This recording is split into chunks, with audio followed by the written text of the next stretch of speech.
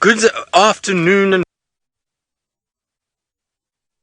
everybody to the largest safari vehicle in the world. My name is Tristan. On camera today I have got Craig. Craig, are you not going to give us a thumbs up today? Oh, there we go. There was a brief glimpse of Craig's thumb. Batman is still probably hanging upside down with his wings over his face at this stage and is battling to wake up, given that it is bright sunshine. But there are some clouds, which hopefully will mean that we'll have a sort of fairly nice day out here. You can see a few little clouds that are kind of there. There's a couple big storm clouds that are building in certain areas, which means that we might get some rain. Now, I would like to know from you guys, do you think we're going to get rain or don't you? And you can let me know on hashtag Safari Live on Twitter or YouTube chat. It's also how you can ask any questions that you might have during the course of the next few hours. So that's what's going to be happening. I'm on my way currently on Central Road. We went past Gallagher, where apparently there were some alarm calls that Rebecca and Craig heard, but I couldn't find any tracks, and I think if it is anything, it's in the drainage line just down below Gallagher Camp, which we know at the best of times is really not an easy place to get a car into, and in fact you can't get a car into there at all, even in the winter months. And so what we're going to do is we're going to carry on, and we'll come back there towards the end of the safari and see maybe if something does pop out, or maybe Rebecca will hear some more alarm calls from the final control, given that she is there. So in the meantime, I'm going to head up into the northeastern corner of the property and go and carry on with my Thandi mission from this morning, see if maybe I can find where she is. In the meantime, I'm not the only one out here. Steve, who apparently we resemble each other, is going to be on foot this afternoon, which is really nice, and it's a big welcome back to Herbie. So let's send you across there so that they can say hello.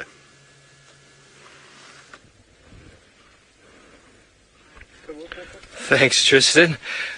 Do we resemble each other truly, ladies and gentlemen? I think we need to have a face-off, him and I. Well, we are walking through the middle of the property right now. My name is Steve Falconbridge. I'm joined on camera by Fergus, and we are going to make our way towards Gallagher Pan, where apparently there were sounds of a leopard earlier today. Because as you all know, this is the area of leopards. This is Djuma in the Sabi, South Africa, where the weather today is 33 degrees Celsius, 91 degrees Fahrenheit.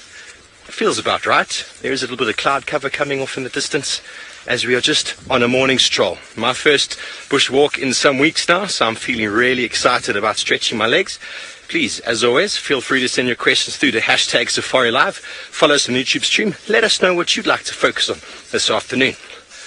Here we've got some impala just up ahead, Ferg. Nice breeding herd of impala. Seemingly quite relaxed. Seeing the bipedal man on foot. They're not causing too much alarm. They've definitely got the space. We'd have to get within about 20 meters of them for them to get a little bit freaked out from us. But on that note, let's jump over to Taylor McCurdy, see what she's up to. Well, we're going to be buzzing about, unlike these flies today that are just taking a rest on some leaves. How wonderful. But as you can imagine, we are here at the carcass. My name is Taylor McCurdy, and on camera with me today is VM. And I'm already distracted. You can't see it. Can you see the thing? No, it's not showing itself. Hang on, wait, let me show you. She said, just jumped in my face. That was terrible. Anyways, it was a grasshopper or an attacking praying mantis of sorts that was trying to steal the show today. So if you would like to ask questions, all you have to do is hashtag Safari Live or talk to us via the YouTube chat. Now, we are at a carcass, the one where the elephant had died. And sure, well, the animals have done a very good job of cleaning up. Don't you think? I think they've done exceptionally well today. Not much left at all. Just lots of flies. I bet the carrion beetles are going to come on in as well. I think that's going to be the case. But for now, there's no vultures, no hyenas, no leopards laying about. Or we could probably still search a little bit better for some lying leopards. Now, driving in, and actually, funny enough, driving around Treehouse Dam, you get whiffs of this carcass. So, Carla, it does smell. I suppose it just depends which way the wind is blowing, but it doesn't smell as bad as what it did. There's a little bit of liquid that's still lurking in those bones and the crevices. It's quite gross. That's the head.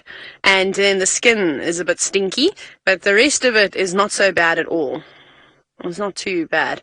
And I was saying to VM, I'm quite excited to come and do a walk around here at some point. and have a look and see what we can find. Maybe we find some cool feathers. It'd be nice to see if there are any carrion beetles. I haven't seen a carrion beetle for a very long time, and they're so fascinating. There's some ribs and the spine. And dragged it about quite a bit, and I mean, as time passes, a lot of these bones are going to be distributed even further and further away. Is that? Are they carrion beetles? Yes. Hello. I don't know if those are carrion beetles. They're definitely beetles of sorts. Oh, hello. Lots of them crawling around. Those mating ones. Look, there's mating beetles.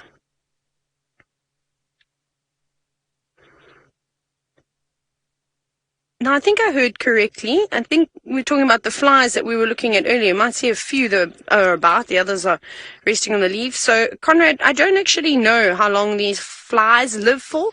Normally, the life cycle of most insects is not quite, well, it's not too long at all.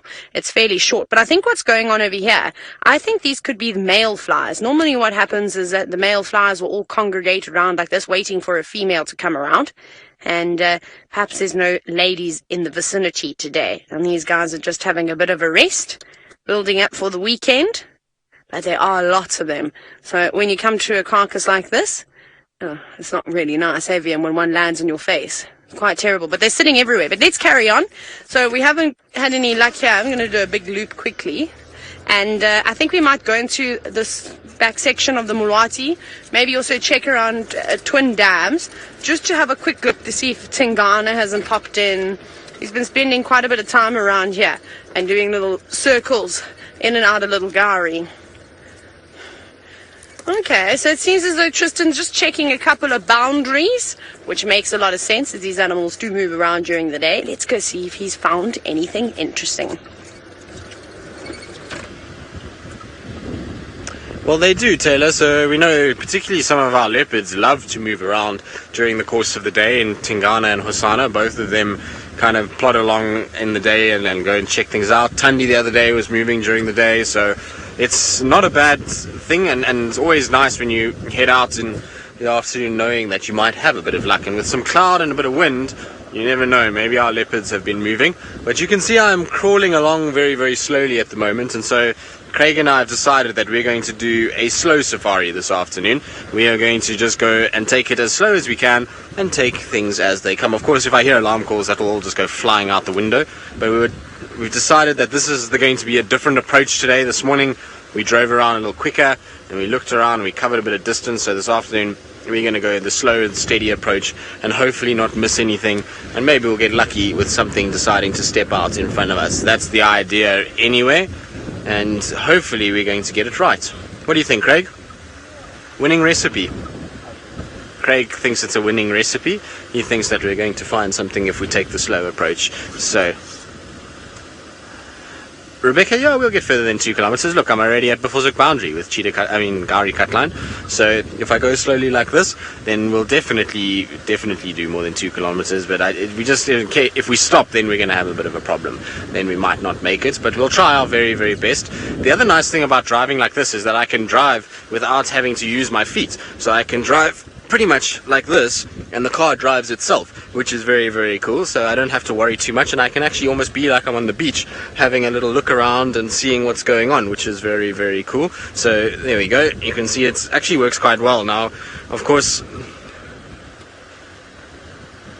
I can't turn the engine off, Rebecca, otherwise it won't go anywhere. Then we'll just sit and I'll just be sun tanning rather than game driving. So we'll try and see if we can drive, because I want to know from Rebecca. Rebecca, have you ever tried to drive like this and use your feet to drive? That's also true. If I don't... So Rebecca has never tried to drive with her feet. I don't know if anybody else has ever tried to drive with their feet. It's really difficult. Obviously in this car there's not enough space for me to drive with my feet. As you can see, I'm already kind of with my knees around my ears and my feet are still sticking over the top of the dashboard. But if my feet were a little, well, my legs were a bit shorter, I would attempt to try and drive with my feet and see how it works. But I've seen people do it. It's pretty amazing. I don't know how people manage to do it, and it's I suppose your feet are pretty adaptable and mobile. Now, I'm a bit on the irritable side when I started game drive this afternoon, because somebody in our camp decided and it wasn't Taylor who originally got out the condensed milk, but somebody in camp decided to get out condensed milk today and put it in the fridge, and they didn't do a good job, and so now I have condensed milk all over my leg. And if anyone who knows what condensed milk's like, it's very, very sticky, and so I have this sticky residue all down my right hand leg here, and I can even see spots of condensed milk on my leg itself. Now, Craig, don't worry about zooming in, I'll have to stop for that. Right, let's not crash and die in a sort of mount of flames, because we're going around the corner, and so we need to focus on what we're doing. Thank you very much, Rebecca. I'm working on my flexibility. I feel like a yoga club though, because there's a yoga club that happened, and the thing, and even some of the guys join in as well, so maybe I need to join that flexibility on point. But thanks, Rebecca, I appreciate that. I thought we did quite well there in the dismount from dashboard driving.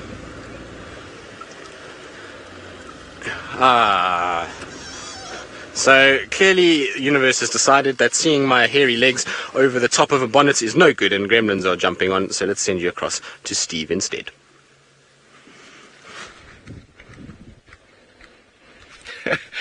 What are you talking about, Tristan? Anyway, we are with some tracks here. We've just cut across the road. Herbie is with us, as always, to look after us on these walks and to interpret sort of tracks. And what we have on the ground here is the front foot, and this is the left. No, hang on. Yeah, there's the left foot and the left foot. So the front and the back. You can see where it is here. 1, 2, 3, 4 toes. Back pad. The outside toes are quite wide compared to the pad, which shows you quite clearly that is a male. If you look in the track over here in the book, the male's tracks are quite wide, the toes, as opposed to the females, which are very delicate on the side of the pad. And another way to measure it is obviously to put a line.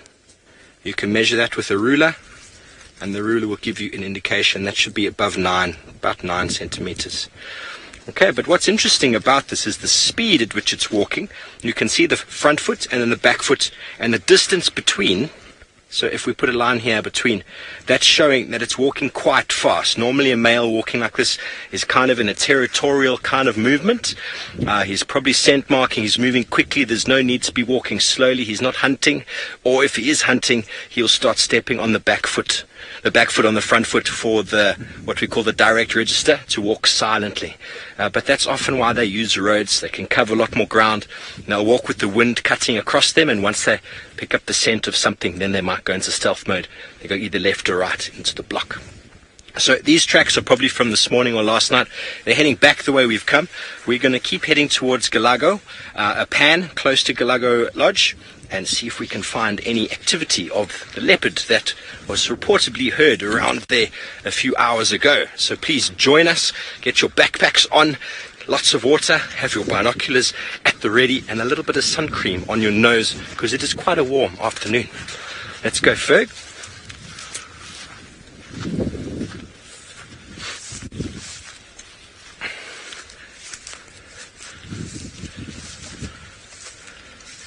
Okay, well, as we mission through the long grass here, trying to avoid the snakes and all the things hidden underneath, let's go over to Taylor and let's see what she's up to.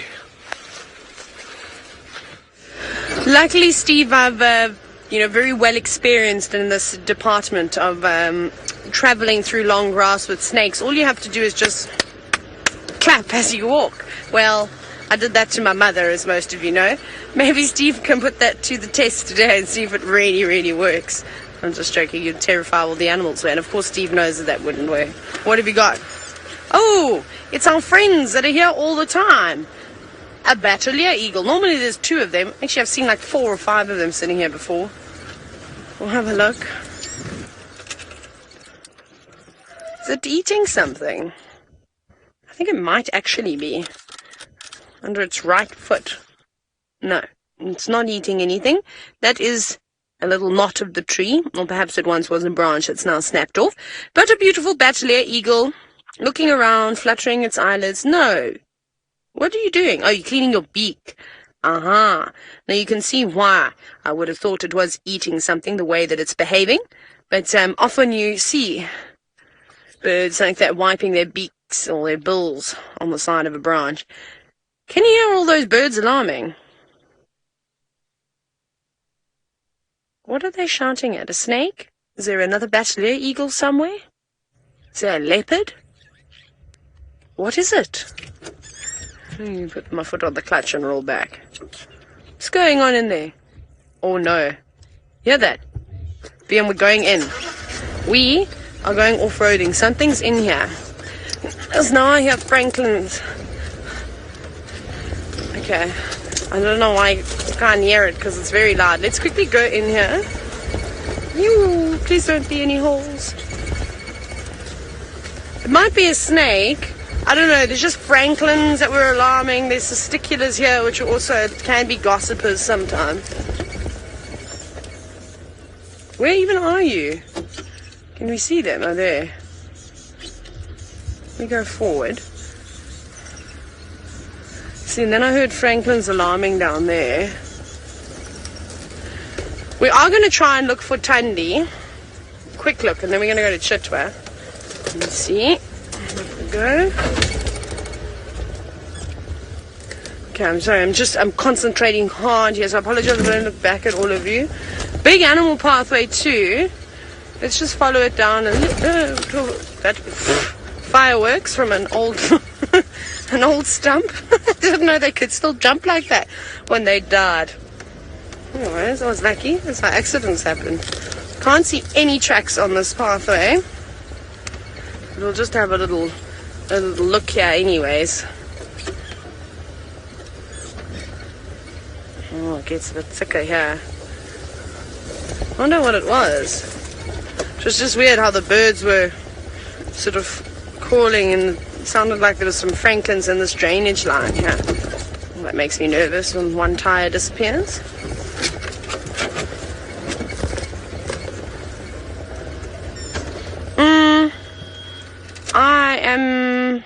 Where am I? I'm just off Leadwood. That is where I am.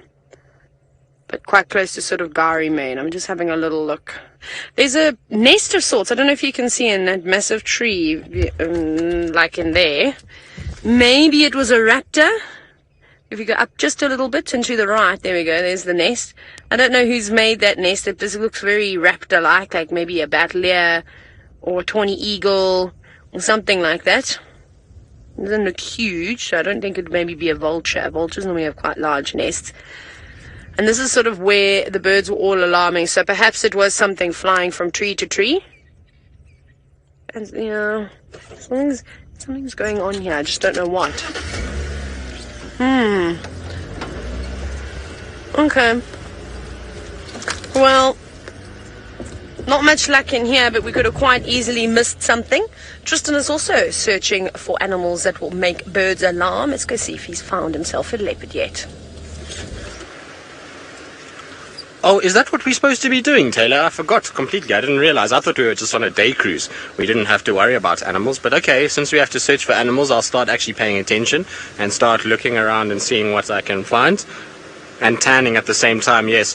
I feel like tanning is probably not done very well by the Safari Live team as a group of presenters, because we all have the so-called farmer tan that we call it in South Africa, which is shorts tan, socks tan, and a t-shirt tan, because we just spend all our life in that and in the sun like that, and so none of us particularly have a great tan to talk about at all. I suppose maybe the only one would probably be Scotty, because Scotty, I think, and maybe Brent, the two of them live without their shirts on more than they live with their shirts on. It's just like they have to wear them for drive, but otherwise they don't wear them at all. Now, I'm pretty sure some people wouldn't mind them going on drive without shirts on, but the rest of us don't want to be scarred, and so we've insisted that they wear them. Anyway, let's try and find some animals. We're being completely kind of taken off track over the course of this afternoon already. We've done some ridiculous things and having ridiculous conversations. So let's try and rather start narrowing things down a little bit and start trying to actually focus on the job at hand. Maybe a little leopard will sort us out and straighten us out and get us back onto what we should be doing. But so far, no sign. I took Hyena Road just as a random road because we very, very, very seldom drive Hyena Road. It's not a road that we drive often, but I know that every now and then little things hide on Hyena Road, things that we don't even know about. And so I know Djuma walks here every now and then, Thandi walks here every now and then. And then you've got a buffalo that hangs about here, a hippo that hangs about here. So it's always a good place just to double check and just to make sure. You never know what can kind of pop out. So I do it every now and then. It's good just to drive different roads. After a year and a bit of driving on Djuma, it's nice when you take a road you haven't driven for a while. Elaine, no news of Shadow and Cub really. Obviously there was this report of this fight between Shadulu and, like I say, some said Shadow, some said Thandi, so no one really knows for sure. That's why I'm so keen to find Thandi, because if we find cuts and scrapes on Thandi, we're going to know for sure it was her that was involved in that fight. But that's the only kind of update that I've heard. Otherwise, there has been not a single sighting of Shadow or the cub since... when was the last sighting? February, 9th of February, I think? Maybe, somewhere there. It's a stab in the dark, but I think 9th of February was the last time that she was seen. So it was a long, long, long time ago. And, you know, as the days go by, the uncertainty increases and the worry grows. So hopefully we'll get a situation where she'll kind of appear somewhere soon, and maybe even not Barbara to appear somewhere soon. But still no updates, I'm afraid. I know it's not what a lot of people want to hear, but it's unfortunately the reality is that we just haven't seen her. No reported sightings of her. Highly doubt that, you know, in this sort of period of time that we wouldn't have seen her. It worries me a little bit that we haven't. Anyway, let's try and think positively. We hoping that she is around. Maybe it was her that was fighting with Shadulu, and that would be quite interesting if it was. I just don't see it, to be honest. I feel like where we left Thandi, the chances of Shadow just miraculously being there, and Thandi, you know, being less than 400 meters away and not actually joining that sighting is very, very, very slim. So I think it was more likely Thandi than anybody else. The good news, though, if it was Thandi, and Shadulu obviously have this fight, and I say the good news is that if it was Thandi that was involved in this fight, she's been a very busy girl over the last 2 days. She's walked quite a bit by the looks of things, so that's always a good sign. When a leopard is walking and it's moving, and her coming all the way to sort of Gallagher Pan and then coming along and walking back this area is a good sign that she's not sporting a really bad injury that she's struggling with a little bit. Because a leopard that's badly injured is not going to move very far. It's going to try and find a place just to lie down and stay kind of sheltered and try and lick its wounds and try and get itself up and running. So I don't think that she's too badly affected, which is good. There's no sign in the tracks that she's dragging any feet or anything like that. Her tracks look quite nice and kind of normal, and the gait looks good as well. So I think she maybe just has a few superficial scratches. We'll find this afternoon, and that hopefully will lead us to some answers as to what's going on.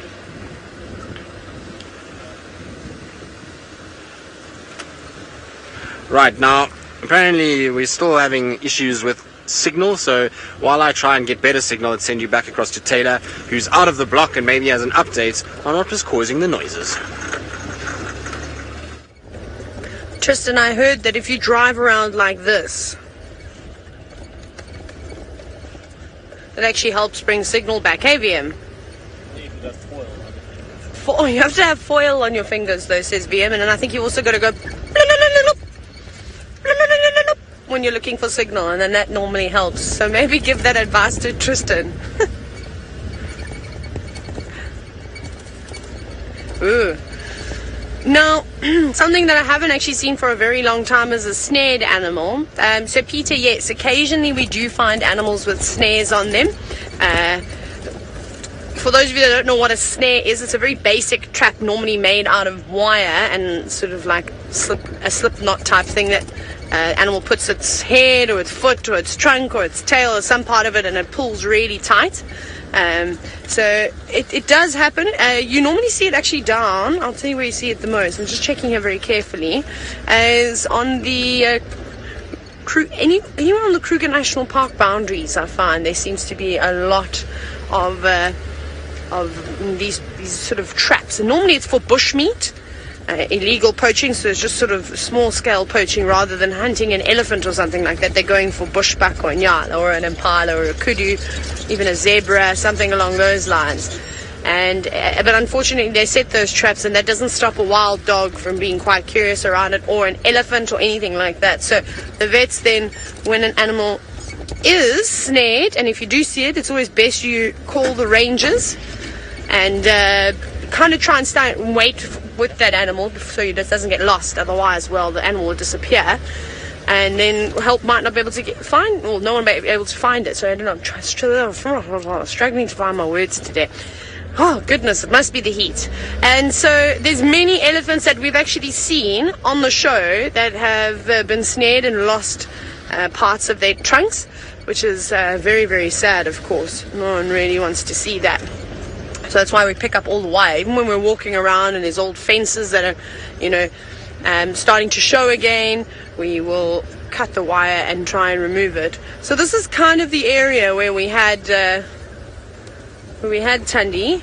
This is where we first started picking up on her tracks yesterday. We're going to keep going back up towards Central. I'm just checking very carefully to see if she has sort of walked up and down, walked around here, but so far, no luck.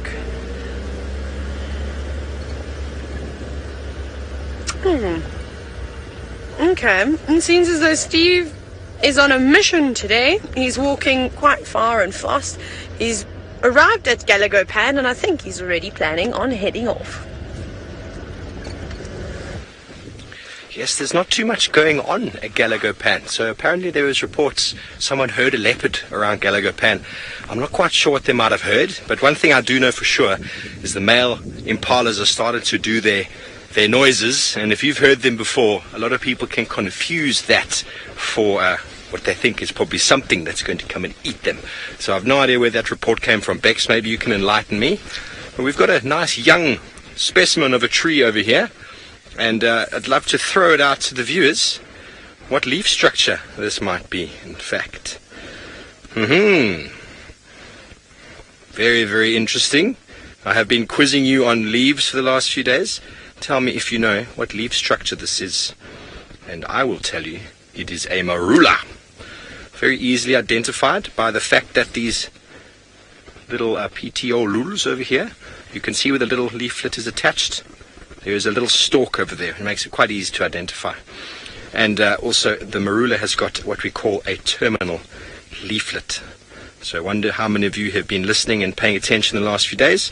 The marula as well, when you wipe the leaf, almost this white sort of powder, this sheen comes off.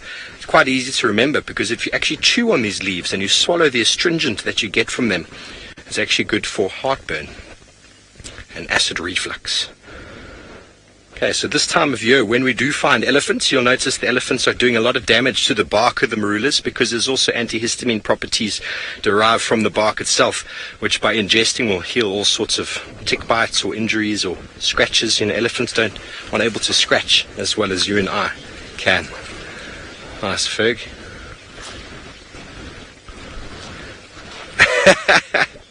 Amelia, no, we do not feed the animals. The only treats that we carry are for Ferg. He gets quite grumpy if you don't feed him. I'm only joking, he doesn't get very grumpy. All of the guides will bring fruit and stuff out on drive, but for ourselves, we do not feed animals. So one of the things to realize out here in the wilderness is if you feed animals, you're pretty much signing their death warrant, because they need to survive out here naturally. The fruit that they eat is very limited with regards to nutrients and flesh. And if you give them something that we've produced, be it an apple or banana or something like that, they're going to learn, wow, that is incredible. How can I go back to eating grass and twigs? So you've got to be very careful not to feed animals, because they will learn that behavior. So, ooh, Ferg, I wonder if you can get this guy. A little orange tip butterfly on the snake bite bush. Oh, there he is. How beautiful is that? There are so many little butterflies around here where we've been walking. Very tricky to get it though.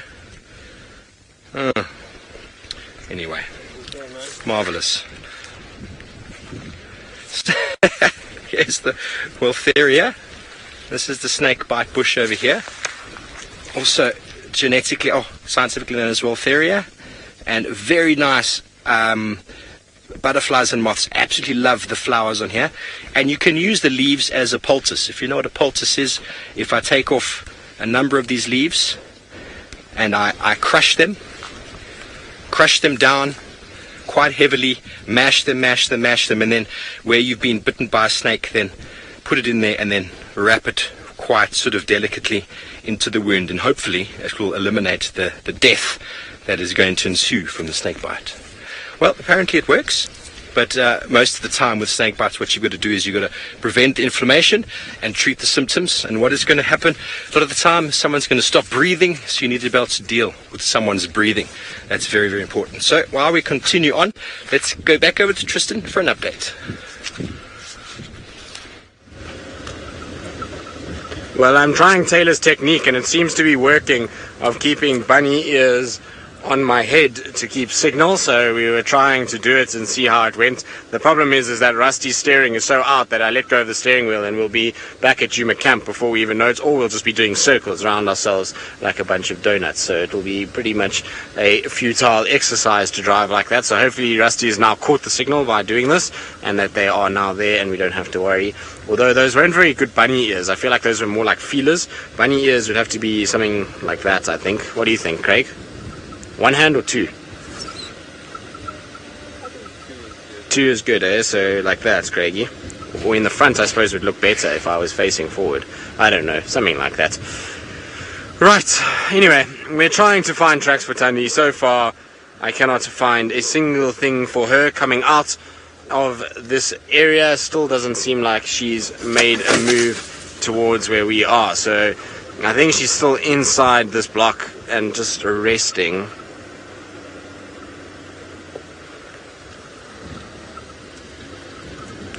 Kang Sang, the reason why we don't use drones all the time to spot certain animals is because, well, it's pretty invasive for a lot of the other guests in the area, and guys that are on game drives, they don't have a drone flying around all the time. And so we do use drones when we find an animal and we want to be able to follow it through an area that we can't follow with a car. So we have a drone and drone pilots that will basically help us out when we get something like the wild dogs that are quite mobile and difficult to follow. Then we'll use them, but we don't use it for spotting purposes, just because it also is something that is a little bit invasive, like I say, on their safari experience. It's quite a loud thing, especially the ones that are good enough to broadcast to all of you and to show you what's going on, and so that's why we don't. The other reason is that drones in this area are not something that is really easily flyable. You don't have a lot of permission to fly a lot of drones, but you get special permission to do it. In fact, in the Kruger National Park, it's completely illegal. You may not fly a drone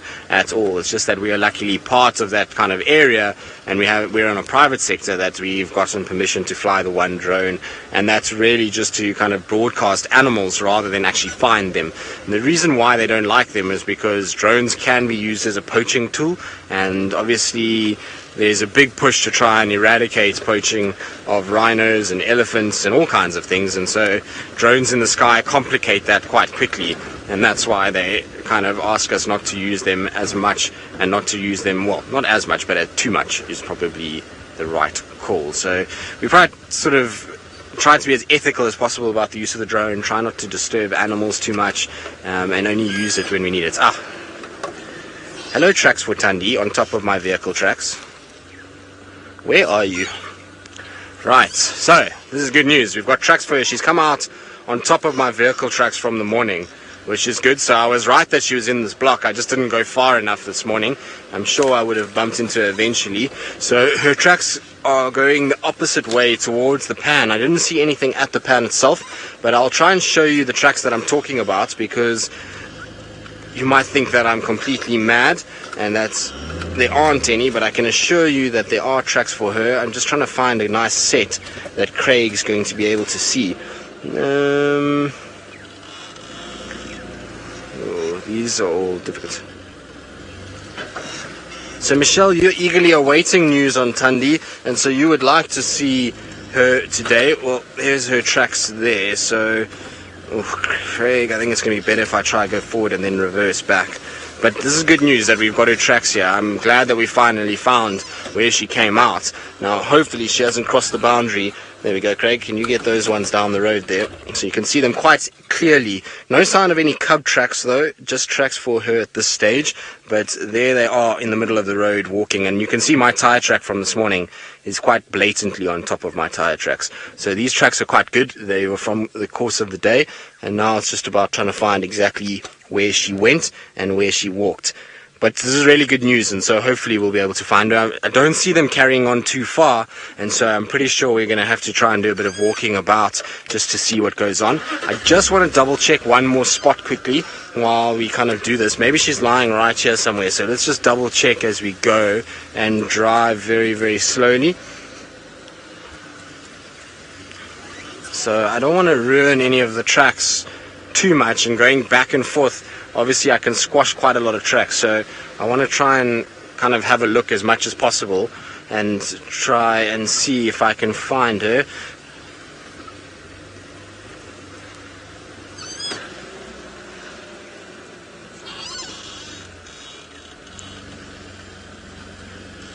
Rowan, no, not all baby animals are called cubs. You cannot apply the term cubs to a baby antelope or a baby bird or a baby what else? Fish or anything like that. Cubs are for cats and some other species like hyenas and the likes. Honey badgers or so, honey badger cubs or pups. I suppose honey badgers are pups actually, sorry. So there's different terms for different species of baby animals. You've got pups, you've got cubs, you've got foals, you've got lambs. So it depends on what kind of animal it is. We'll give you a different chicks as well. Yes, exactly. Fry for fish.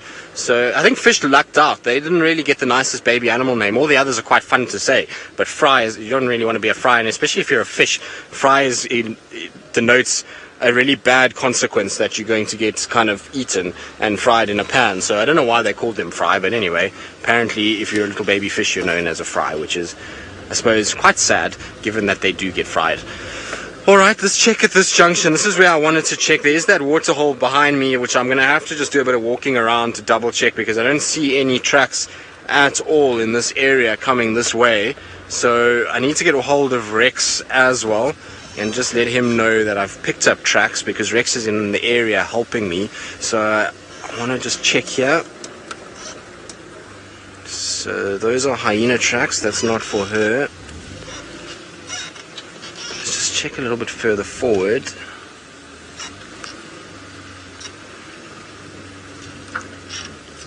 Now I see there's another car there, which I don't know who that is, so I'm going to try and get hold of them before they drive over my tracks.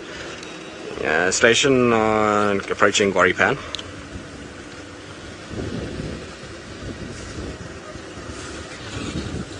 Now somebody's not answering me. Yeah, Rex, I found tracks for Thandi here on top of my vehicle tracks from this morning, just on the western side of Gallagher Pan.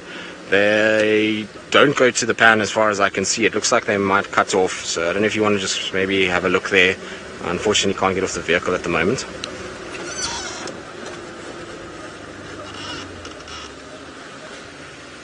So Rex is going to help me. He's going to go on foot to go and double check there. I'm trying to see if I can pick up anything on this side. There's more hyena tracks. So I wonder, maybe she's got a kill here if she's got hyena tracks kind of moving around that are also on top of my vehicle by the looks of things. So I'm just trying to double check. Although I don't see anything coming out at all.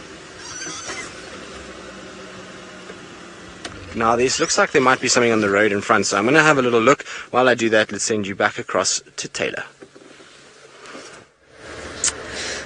Sorry I was gone for so long. I was chatting to some guests of Rexon, and they were asking me 5,000 questions, so I couldn't talk to any of you. Rebecca, you know, I just have to tell you that in order for me to avoid driving over Tristan's tracks and things like that, I had to turn around and I had to go down a dodgy road. But it won't take me long to get off of this dodgy road, I promise. But there may be some gremlins along the way, so I'm apologizing in advance, just because I know this road well.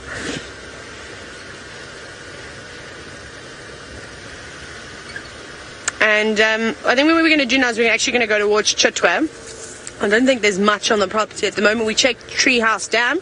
There was nothing around at all. So we'll probably go down towards the dam and see if we can get some elephants, come in to swim or come in to have a drink. That's really going to be my plan today, is try to find elephants, and then if we're lucky, maybe we get a Hosana or a Tingana a little bit later too. Should probably try to swap over radio channels now, hey? Shall I do that? Then maybe we can start hearing. I don't think the Chitwa guards are out yet. It might be a bit early for them. I think they only go out at... What time is it now? Only at 4:30. Somewhere around there. 4:30, yes, Rebecca. I think the other safari guards are only going out at that time. It's hot still. We don't mind though. We're strong. We just put lots of sunscreen on. I'm trying to think what else we can do today.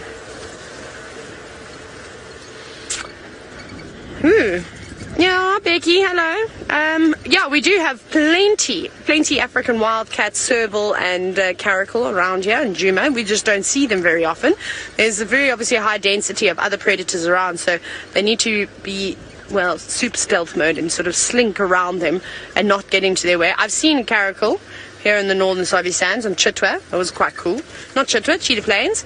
I've seen a serval on Battleair Road once, and I have not seen an African wildcat since I've been here, but there was one seen the other night. I know Shanae from Nkoro actually posted a picture. So they're around. You've just got to be lucky enough to catch them at the right time. And if you can find one in an area, I promise you, if you keep checking that area regularly, you'll figure out where their territory is. So as soon as we can find an African wildcat, but that's also difficult at this time of the year because of all the very tall grass. Winter's a bit easier to spot those creatures. So we'll keep an eye out for them now. But VM and I are constantly looking for the smaller cats. I do prefer them. I love caracal. Caracal are amazing. I can't believe we didn't get one gremlin there. That's incredible. Wild roosters or wild hens. Sam, you know, those I have not seen. The closest that we kind of get to that is, well, the crested francolins and then the guinea fowl. However, the communities are not too far from Gowrie Gate and around there. So I suppose, you know, maybe one day we're going to hear a cock-a-doodle-doo, and it's going to be a rooster that's flown in from the community. It will get a shock here, though. It will be caught by an eagle, by any of the raptors, and then of course, well, a leopard or a lion would probably find it quite interesting, and we would have gone, we've never seen that bird before, so I don't think it would last very long if one flew in, and so it's not impossible to see them. But we've got other ground dwelling birds that sort of fly about, you know, the say, and they roost up in trees. They spend most of their day down on the ground. Like I said, crested francolins, Natal spurfowls, Swainson spurfowls, guinea fowl. No, come back. That's a go-away bird. That's not any of the birds that look like chickens, however, but it's gone right to the top of the marula tree.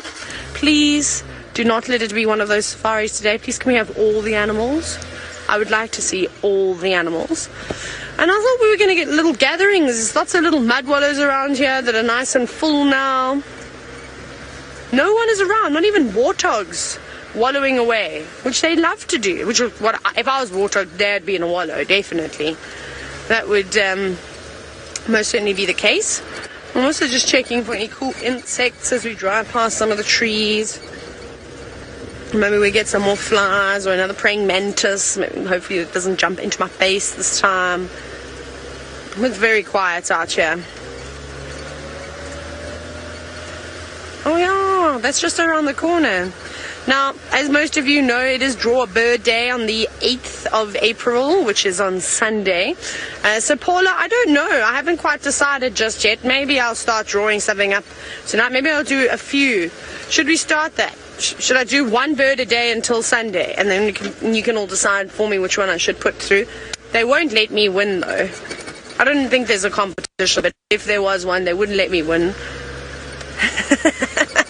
In my mind, there's all the competition. Here we go. About the word gees. Teach all of you about the great South African lingo, which is, you know, interesting. If you don't sort of get the background idea what we're saying. EES is how you spell it. And so you don't say geese, gees. And yes, that means spirit, positivity. Sorry, everybody. The gremlins are getting me every now and then. They're quite rude today. Also, once the vegetation starts to thin out, the gremlins get less and less because there's nowhere for them to hide. It's quite nice. Winter's not so bad. Let's see. Okay, VM, I've seen a black mamba so many times along this road. No squirrel. Come back. There's a squirrel, though. Are you going to be one to be seen? It's hiding away. That has never worked. Okay. There's a black mamba that lives here. Ah. And it ran away. No, hang on, VM. There it is. Look up on top. It's not inside, it's on top, but it has now disappeared down on, or basically went onto the quarry, onto another tree, onto the floor behind us. Off you go to Steve, who's walking around on his feet. I wonder where they'll take him to next. It is always amazing to walk around on your feet. Thanks for that, Taylor. I've got a grass, ladies and gentlemen, and yesterday we spoke about lots of ecological descriptions of distribution of grasses, and this one has got a very interesting means. It is regarded as a semi-climax or a sub-climax grass, which means it's not a pioneer. It comes in a little bit afterwards, but it's got an amazing ability with water. Now I'm going to grab one of these off, that one that's not very straight. Can you see that? They're still quite new, quite fresh, and can you see the end there? It's very, very sharp. That is the seed over there, and the entire rest of this bit is known as an awn, and the purpose of the awn is 100% to do something to distribute the seed. Now, if you ever do this with guests or with friends or family, be careful when you show them this. Hold the seed with your fingers, and I'm going to take it up to my mouth, Ferg, and you get a nice little bit of saliva. You see how unstraight it is? And once I do this, I'm then going to put it in the palm of my hand to show you. Hopefully, it's going to work. The grass is known as spear grass. Let's hope it doesn't blow away. And it is not doing anything, is it? Let me give it one more lick.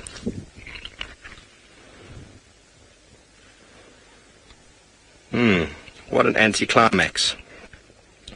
But essentially what starts happening, ladies and gentlemen, it's a bit early in the season, but the cells inside this awn actually become very dry during the season, and then as you get moisture later on, these will fall down into the ground, and it's actually starting to move very slowly. But what it does is it corkscrews this sharp piece into the ground. So in a couple of weeks, it's going to be a much quicker and more obvious technique than now, but you can actually see it is slowly corkscrewing, and that is in response to water saturating those cells. There we go. It's not me at all cheating. There we go, it's twisting. In a couple more weeks, oh, that was the wind, I apologize. But in a couple more weeks, it's going to be much more obvious, and the whole purpose of it is to bury that seed in the ground. How marvelous is that? That's the whole purpose of that. So you could basically call it hydrocory, except the water is not the one distributing the seed. That is magic. It is a magic trick, but you must be careful when you show people not to hold it in your hand like this, because they're going to think you're twisting it. Sometimes you can stick it into your shirt, put it on your hand. There we go. Let's carry on, Ferg. We did find some relatively fresh male leopard tracks that came through. And we with Herbs, we're trying to get an idea. Mistletoe. Major dragon was not a simple leaf. The marula leaf is in fact a compound leaf, and I've got exactly the same style of leaf right here. This is, if any of you can remember, the bloodwood. Oh, that's not a great example. The bloodwood. And there is, it should have another leaf there. Okay, it doesn't have. Exactly the same, compound with a terminal leaflet. The marula is exactly the same. So when you look at leaves and compound leaves, the next step in the process is to see, does it have a terminal leaf or does it end in a pair? Does it end in one or in a pair? And that'll basically be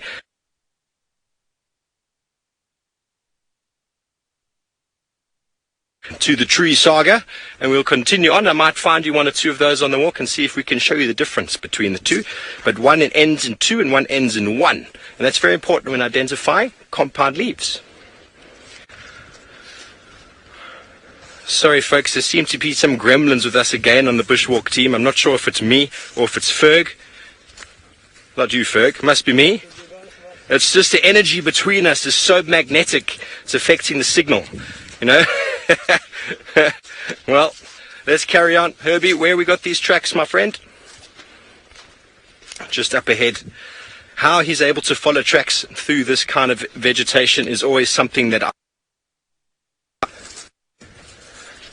lovely being. I'm not sure if this is a prank or not now. Just asking Rebecca if she was messing with us and testing our skills, but I don't think so. Apologies, everybody, for the gremlins today. It's going to be one of those afternoons. So put your feet up, maybe make some popcorn, and well, enjoy the show. I don't know what's wrong with me. If I've got magnets on me that I'm repelling all the animals today, because there's not even an Egyptian goose at Wilbur's favorite pan. Look at this. Nothing. Not even a terrapin. That's upsetting. Woe is me, woe is me. This pan is normally filled with all sorts of things. Sometimes there's a hammerkop here, or a flock of guinea fowl. There's normally about 5 or 6 Egyptian geese, and if we're really lucky, a warthog. And we have got nothing. Not even a water spider to show you. Oh well. We'll keep trying though, we'll keep trying. Hopefully we're going to find something at some point. Oh, there's a dove that flew away though. What a surprise. Bye, dove.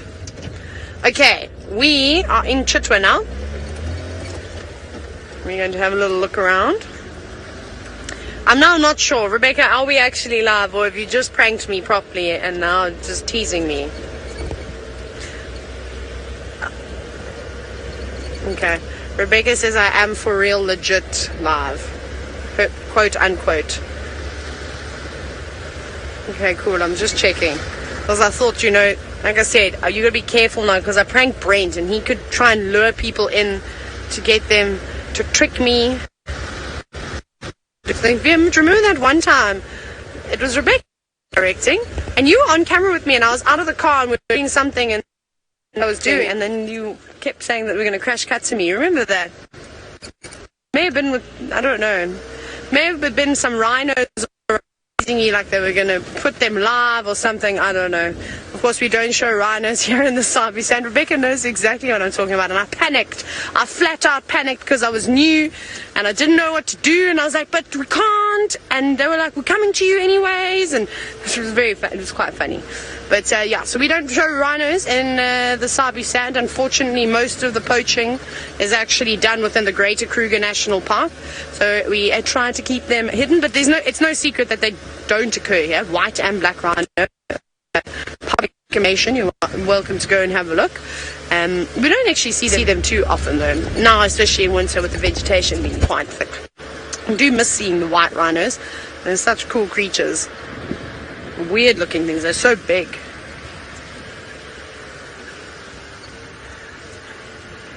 Oh my goodness, we're really not winning today, which I bet is going to be putting on us, making everybody smile in final control. We seem to have gremlins jumping aboard, so let's go to Tristan to go and see what was up in front of the road. Well, don't worry, Taylor. Welcome to the club for the frustrating day that has been this Thursday, the 5th of April, because you're now joining Brent, myself, and Steve in what's deemed to be a very quiet day so far.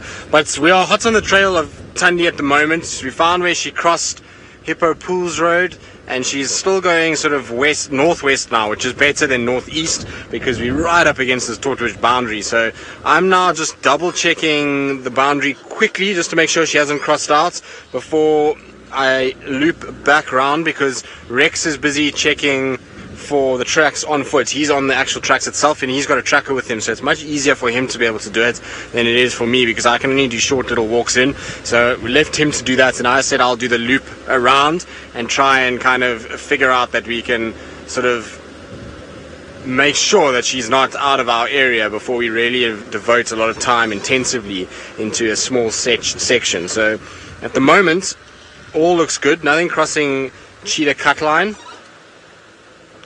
I just want to double check here, because she does sometimes cross in this area into Buffelshoek. It's very seldom, but every now and then she does do it. So no, nothing there, which is good. And it's interesting how her movement is now very similar to one of the times when we tracked her for our TV special. It's exactly the same movement that she's doing. So hopefully we'll have the same sort of success, because that day, well, that time we found her on a kill just off the boundary, and then we had a nice sighting of her with the little one in a little drainage line off Buffelshoek Dam. So I'm hoping that's where she's headed as well, and hopefully she's just lying there and taking it very easy. Obviously it's not an easy place to look for a leopard. There's a lot of thickets and variables that can potentially happen, but let's hope that we're going to find her. At least it's good kind of sign, and it's re-inspired us to try and kind of find her as quick as possible. So I'm hoping that we'll get this right, and hopefully we'll be able to show you what she looks like, and hopefully she's fine. So lots of hopes in the air, but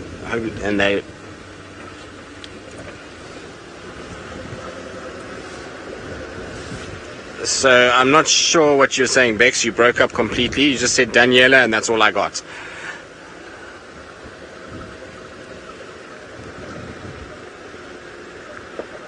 So Daniela, yes, domestic cats will have the organ of Jacobson. They often do phlegm and grimace.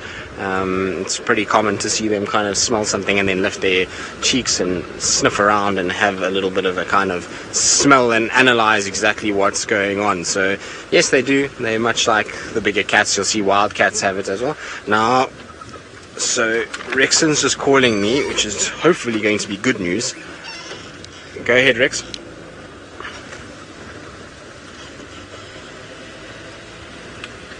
Alright, cool, thanks. Just confirm Hippo Pools Road.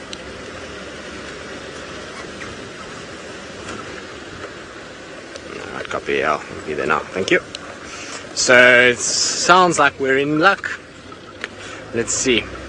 Apparently, Rexon says to me, this is the words that I get from Rexon, which always makes me laugh, because Rex and I have known each other for a very, very long time. In fact, when I was head ranger at Chitwa, I employed Rexon at Chitwa, and so we go back a while, and we've had some good times together. So he says, when I saw him now with the tracks, he says, yeah, I know, these are the good tracks. So I said, I know they're good tracks. I drove here this morning. So he said, oh, it's okay, we'll find this animal. And now he radios me and says to me, no, do you want to see something good? So I said, no, of course I want to see something good, you know, and he's just said, no, you must come to Buffelshoek Dam, I'll show you something good. So fingers crossed that something epic is at Chitwa Dam in the form of, hopefully, Thandi and Kalamba. That's what I'm hoping for, but let's see. We've got a little bit of a way to go. And like I said, it was better for Rex to follow the tracks and for me just to try and kind of do the loops around. So it's always important to have teamwork, and it's why we're so lucky to work with guys like Rexon and Herbie and, you know, all the Djuma guides that we have and trackers here. They really are a big help to what we do. And, you know, if we have a good working relationship with them, then, you know, we tend to be able to be a little bit more successful in the way that we find animals. And so it seems to have worked this afternoon. Well, hopefully it's worked this afternoon. Let's see. Maybe, fingers crossed, like I say, that it's going to be a good sighting of whatever it is that Rexon's calling me for. Crossing toes. I am crossing toes, but I'm trying to drive as well. So crossing toes while driving is very difficult. Rebecca, can you cross your toes? I don't even think I can cross my toes. I've got stubby little toes, so very difficult for me to cross anything. I'm trying. Are you crossing them? Well done, Rebecca. You cross your toes. Your big toe and the one next to your big toe. Yes, I know I'm trying, Rebecca, but with shoes and socks and driving, it seems to be a little bit more harder than I first thought. I can't really seem to get it right. No, it's not working, Rebecca. Like I say, I've also got stubby toes, so there's no chance. Rebecca and I were having a good giggle the other day about our stubby fingers that we've got. Hey, Rebecca, our fingers are not designed to text message or to do anything like that. We've got fingers that are for, I don't know, little sausages, exactly.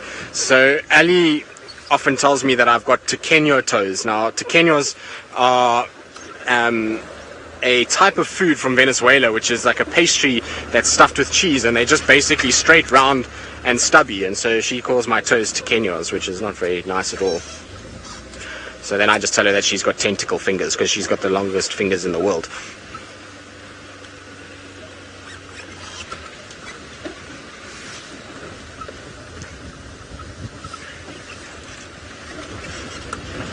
Now, I'm trying to just get to where to Rex is.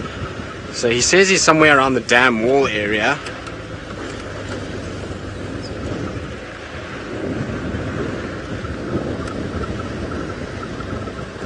I don't know where he is.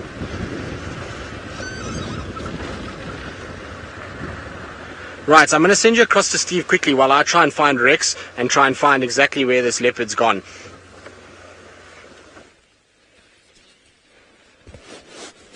Thanks very much, Tristan. So, ladies and gentlemen, I thought I might collect a few leaf samples on the way, and all of these are compound leaves with a difference. Okay, so let's start off with this one. You can see how this one ends in a pair.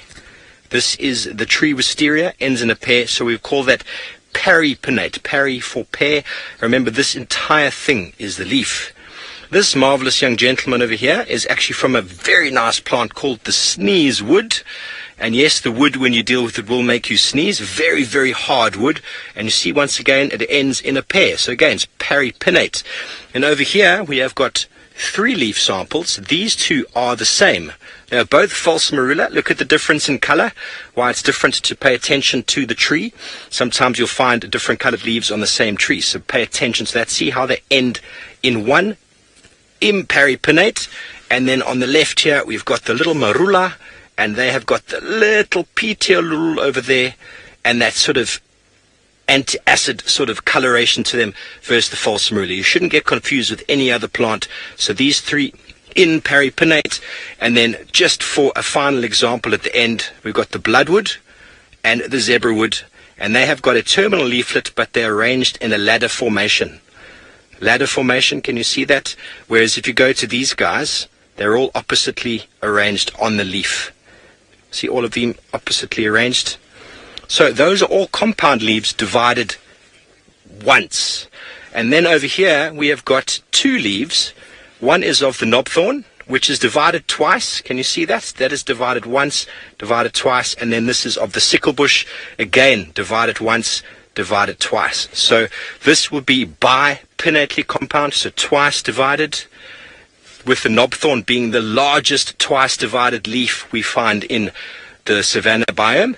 And these over here are all only once divided, so we can term them peripinnately compound or imperipinnately compound or bipinnately compound. Okay, let's quickly go over to Tristan Dix.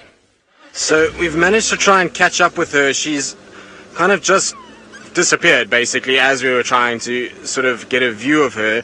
She is right over here. Hello, Thandi. So you don't look as though you've been in a fight at all. So maybe it was Shadow. Interesting. It doesn't look like she's got any markings on her. Now, I know you can't see much of her at the moment. She's in this thicket. Thandi, are you going to be like this today? Please don't be like this. Please stay out in the open for us. So she's right in there, sort of hiding away and trying to keep herself as hidden as possible. Craig, can you see her? Straight there. So that's where she is. She's sitting behind that bush, but I don't see a single cut, scratch mark on her. So maybe, just maybe, Shadow was actually the one that was seen with Shadulu, and was the one that was fighting with Shadulu, because Thandi looks absolutely fine. Doesn't look like there's anything wrong with her at all. But how exciting is this? So we've managed to at least find her. I know it's not a good view at the moment, but eventually we'll hopefully get it right. I think she's a bit nervous because we were tracking her on foot, and Rex said they found her on foot first before she kind of decided to move into this area. And if she lies down in there, we're going to have a big problem. Don't lie there, please, Thandi. Now she looks as though she's going to go up to the top. Let's try and go back where we went. The problem is I'm worried that we're going to lose her in here. It is so thick and so dense. I tried to follow the Avoca boys the other day in here, and it really is almost impossible. And that's why I thought we'd just try to get a brief view quickly, because the chance of us keeping view of her all the way through to Hyena Road is probably very, very, very slim. She's unfortunately going to go through a lot of thickets. At least it's during the day and not at night. So that should help us a little bit. But it is not going to be easy at all to keep up with her in this. Let's just see. Now, she was walking in this direction. I've lost her completely already. So hopefully she'll pop out somewhere close by here. While we try and find her again, let's send you back across to Taylor, who's finally found herself her first animal. Thandi is a sneaky snake slithering through the grass, isn't she? Hope you catch up with her, Tristan. Yes, this is is this the third animal we've had today, VM? We started off with the Battalier eagle, and then we briefly saw a squirrel's tail, and now we're on an impala. Awesome. Very, very cool. But he's here on his own. All the, breeding herds are nowhere to be seen at the moment, which I'm quite surprised by, because they're often at the edge of the airstrip. But there's no one to be seen except this fella who is looking in fabulous condition. Look how fat he is, nice shiny coat. He is ready for the ratting season. And it would be nice if he did a little snortle for us. For those of you that don't know what snortling is, it's the sound that an impala makes when it rats, that sort of gurgling, snorting noise. But one day, instead of saying gurgling and snorting, I said snortling. So that is the new word. And you can see fairly stressed in the sense that he can't focus in one direction. He was looking at us, and I turned and is looking completely the opposite way. He's listening to some birds. Sounds like there's some babblers down there chatting about, and probably listening to the latest news. I'm trying to decipher what those babblers are saying, but I don't speak babbler, unfortunately. They're probably just complaining about somebody not filling up the kettle, or perhaps not cleaning up their mess if something's spilt on the floor. You know, these types of things. Very quiet, very peaceful. Okay, well, we'll carry on. Bye, Impala. Be safe. Apparently Tingana walked...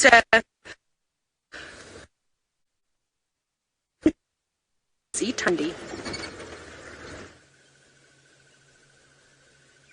Well, now, Thandi has found herself a little gap, at least, where we can see her. But, like I say, the chances of us keeping up with her in this is going to be so difficult. She's at least slowly moving today. She's not kind of in a hurry, which is good news.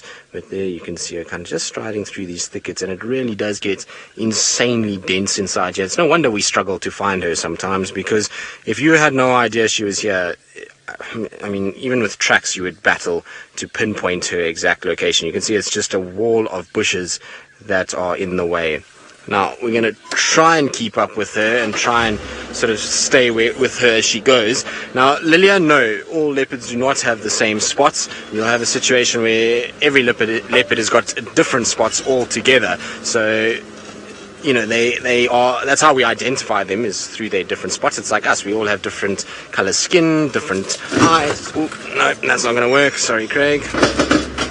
That's not ideal. So this is the problem with this place, is that you can't see anything because of the long grass and the big stumps that are in the way. So we're going to try and kind of keep up with her, but I don't know. This should be a very interesting little half an hour. If she goes through this, then it starts to get much easier for us. It'll start sort of opening out as it gets towards Hyena Road, but it's that initial sort of phase to get towards Hyena Road that is very difficult. Now, I've lost her already. I can't see any sign of her. Craig, you see her? So, no idea where she's gone already. Alright, let's try and see what we can do here.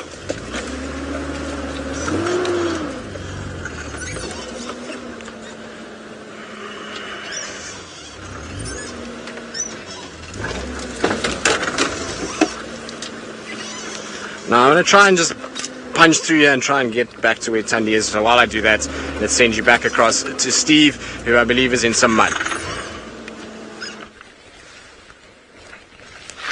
Talking about muddy areas, how amazing is that? Tristan's managed to find Thandi. He's definitely the expert when it comes to that. So, ladies and gentlemen, I hope you are enjoying, at least understanding the tree conversation there. And so on that note, I would love to know if anybody can tell me what leaf structure this one is. Very interesting. I have not discussed this on the show before, but this plant is in fact known as a false thorn. It is not an acacia, even though it looks like an acacia. There's no thorns in there at all. Nothing to hurt oneself, but hence the name false thorn. And most of these, the genus name is called Albizia, and they're commonly known as well as worm bark. So a lot of the bark and pods even off of these trees are quite toxic to domestic cattle, but are very, very good for indigenous animals with regards to deworming themselves. Some of them it's the pods, some of them it's the bark. Really depends on the species. So absolutely marvelous. I wonder if any of you can quickly hashtag Safari Live, let me know what leaf structure this one is. Remember that is the whole leaf. Okay, we're just navigating some muddy wallows ourselves here. They've dried out since the rains, but what we've seen before in the past is just small, like a small little wallow like this. An animal will come along, a warthog, and pick up the mud and move it away and move it away. And if Ferg does a little sort of 360 here, you'll notice that at some point, all of these wallows are going to probably join and form one big pan that's going to get bigger and bigger and bigger. Natural process. It is a form of erosion. If you understand what the word erosion means that the movement of soil from one place to another. There, I just eroded away that mud. So as the animals pick it up, cover themselves and walk away, this will get deeper and deeper and deeper. A miniature leaf? No, Angela, I'm looking for what type of structure. The structure. Is it a compound? Is it a simple leaf? Is it twice compound or once compound? Remember, this is the entire leaf. And then that leaf again seems to be divided a second time. I wonder if anyone was listening. Okay, very good. Let's move on. From the ecology of the mud wallows, we continue back on in search of this elusive cat. Herbie seems to think it might be Tumba by the size of the track and the area. It's a male leopard track. That's as far as I know. But we're very fortunate that Tristan has managed to find that beautiful Thandi. Hopefully she will direct us, take us to her little cub, which would be very nice to see. It has been, how long has it been for me? It's been 2 months since I've seen her. That's a very, very long time.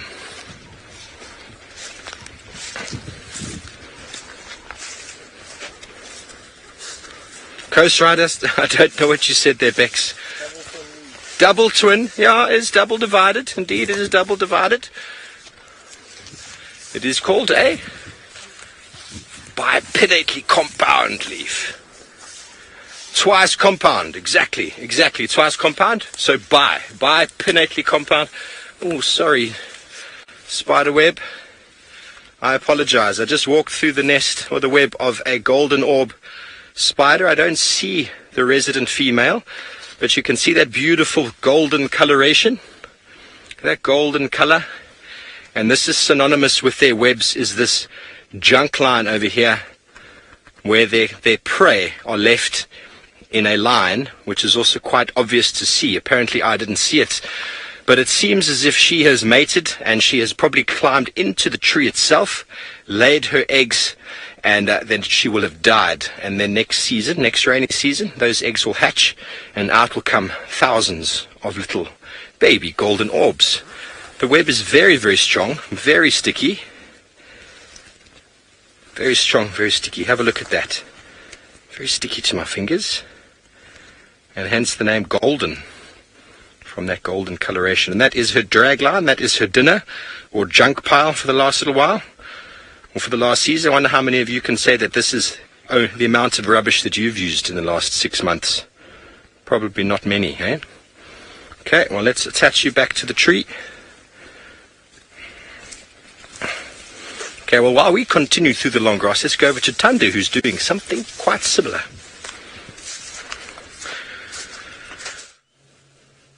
She is indeed, and I think this is going to be our last view of her in the next 2 seconds, because if she drops down any further than where she is now, unfortunately, I don't think I'm going to be able to follow her. It goes through a little drainage that is near impossible for a car to get in, and so we're probably going to have to just watch her ambling through that thicket. She's not in any rush by any stretch of the imagination, but it's just, I don't see us being able to negotiate this area. We'll try, though, and see what we can get up to and what we can sort of sort out. But this is the kind of stuff that she likes to walk in, and this is why she can be a tough leopard to find. Often people kind of ask who's the toughest leopard to track, and, well, this is what we face when we try and face Thandi. She's a lot harder than our boys in a lot of respects. Our boys are generally a little bit more kind of straightforward and direct in the way that they walk, whereas Thandi is, as you can see, going straight through the thicket. But I am still yet to see a cut on her or a scrape or any evidence of her fighting at all. So she obviously wasn't the one involved, which is very, very interesting. And so maybe Rex was right in that it was a situation where its shadow was around, which is interesting news. But there's definitely no, like I say, no evidence of Thandi fighting at all. You can see that her back of her head is clean, and when leopards fight, they'll get cuts on their faces, around their eyes, their ears, their noses, those kind of places. That's where all of the scrapes and cuts come, and even around the back of the neck area, and there's nothing on this particular individual at all. So I don't think she was involved in this particular fight, which is quite interesting.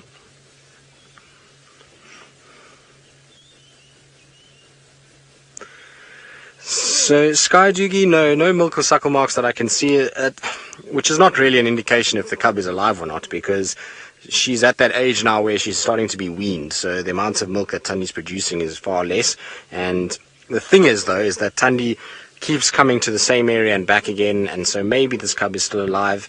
I don't know. I mean, like I say, I more than anything want to be proven wrong, that her behavior is kind of just an abnormality in terms of a leopard just doing something different, and that the cub is still alive. I would love for that to be the case, but it's difficult to say. I mean, I haven't seen a single track for the cub this morning in the tracks that I found for her. Obviously, she was in a patrol this morning. She wasn't actually with the cub when she was walking from Djuma all the way to where she is now.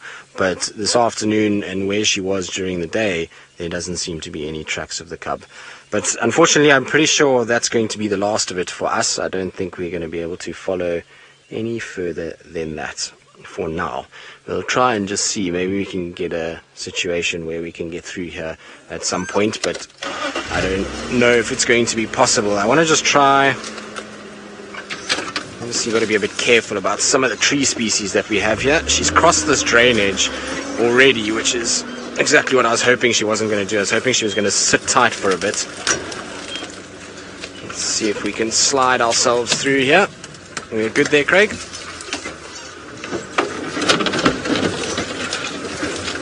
Alright, now I'm sure we're going to lose signal going through this, so while I try and negotiate this, let's send you back across to Taylor, who's still on Chitwa. Good luck, Tristan. Keep up with that old girl. Now, we picked up on Tingana's tracks, which was quite cool. After this morning's game drive, they're on top of all the vehicle tracks, sort of going just a little bit north from the Bushbrass site, going south. So I'm checking the boundary again. We have just come from here. We are going back towards that lone Impala. Tingana could quite well still be on the property, but that cat lays so flat and he doesn't care about cars driving around him, especially when he's fast asleep. He doesn't even look up or twitch an ear or twitch his tail or anything like that. So we could have driven past him about 500 times. It wouldn't surprise me if we had. So we're just going to double check to make sure there's no footprints crossing out, because if there aren't, then that's a good sign that we will come and check in this area a little bit later and hopefully find him. So I'm just going to go a little bit further along the boundary, otherwise we're going to go to the dam. Hello, Impala. It's nice to see you again. Be careful, there could be a leopard here. Okay, off we go. Just checking, maybe we're going to get a leopard walk out on the airstrip again for us. That would be nice. Might be asking a bit much. Maybe he walked the same route as he did the other morning. We'll just check here. We'll go down the next road that goes to the left and drive all the way down it, and then we'll start heading towards the dam if we don't see anything else. Don't think anyone has driven here. Yeah, no, it doesn't look like there's any super fresh tracks, just the ones from this morning. I don't know what's also going on with the sky. It's very cloudy.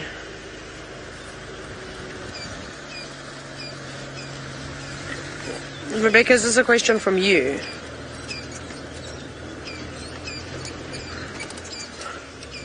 Okay. So, a question from FC, also from Rebecca, who's directing the show today, is: can you identify people by their vehicle tracks? I suppose yes. If you knew what car they were driving, what brand of tires they were using, it's quite easy to. Like, we can tell the difference between our sort of the company vehicle versus the bush vehicles that we drive. The tires are completely different. Ooh, mating butterflies. There they go. Looks a bit heavy. One's doing all the work, the other's not doing anything. Are they monarchs? Oh, well, they got look like monarchs. Anyways, that was quite nice. That was exciting, hey? Quick glimpse. So yes, you can indeed. And that's why you got to be careful, because if you do something you're not supposed to do, the company can check the tire tracks that drove sort of in. I know that's how they used to catch a lot of guides out on safari when I was guiding. Is that one place I worked at, they were changing over the fleet from Land Rovers to Land Cruisers. So some of the cars were still Land Rovers. So then everybody, whew, that turtle dove gave me a fright. Almost had a heart attack live. Phew, turtle dove, that was not necessary. It just flew out from the grass next to the road. Why did you do that? It's gone now. Whew, I'm awake though. That's for sure. Definitely awake now. Whew, take a deep breath. I don't know why things like to scare me all the time. Okay, see, that would be perfect for a leopard to be sitting up there, hey VM? Very nice. But sadly, no leopard up there. Well, Tristan's winning the safari this afternoon, so let's go back to him and see if he's caught up to Thandi. Well, I don't know about winning the safari. I feel like I've won maybe the safari in terms of finding an animal, but lost in terms of where I'm having to drive, because it is really not very pleasant in here at all, and I'm struggling to get through. We managed to cross that drainage by some miracle. I don't know how we actually got through there. And Thandi is off to my right-hand side at the moment, but she just disappeared behind a sort of thicket, so I'm just trying to get round back to where she is. We managed to kind of keep visual of her as we were getting through, which was good. Craig was key in spotting where she went, so hopefully we'll pick her up. There she is, actually. She's coming out towards the open, and now it should be fairly easy in comparison to what we've been through in the course of the kind of afternoon so far. So should be a lot easier now to keep up with her and to be able to follow her as she goes, because this starts to get quite open. We're on Hyena Road, and so earlier I was saying sometimes you get a surprise on Hyena Road. Well, here we go. So Thandi is making her way straight to Hyena Road at the moment, which is very cool. I'm just trying to get through to the road, because hopefully we'll get her on the road itself. Whew, sanctity. There we go. Done. Through hell and back, that's for sure. So she's just off to my right-hand side at the moment. She'll come onto the road eventually. She's just kind of slowly but surely coming this direction. I think she's maybe spotted something.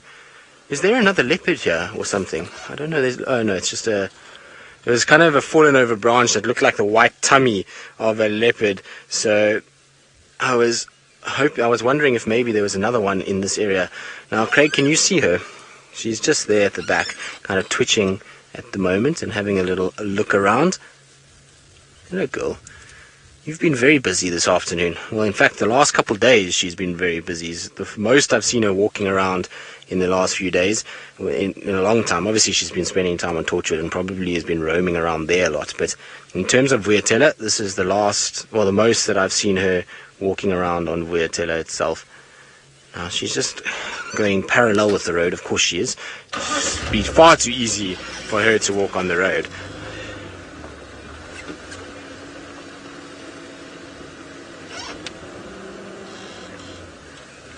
Deb, you're saying thank you for being patient and persistent with her. It's always good to see her. I agree. No, Thandi, what are you doing? Don't go back in there now. So now it looks like she's heading back into this area, which is, I don't know what she's up to.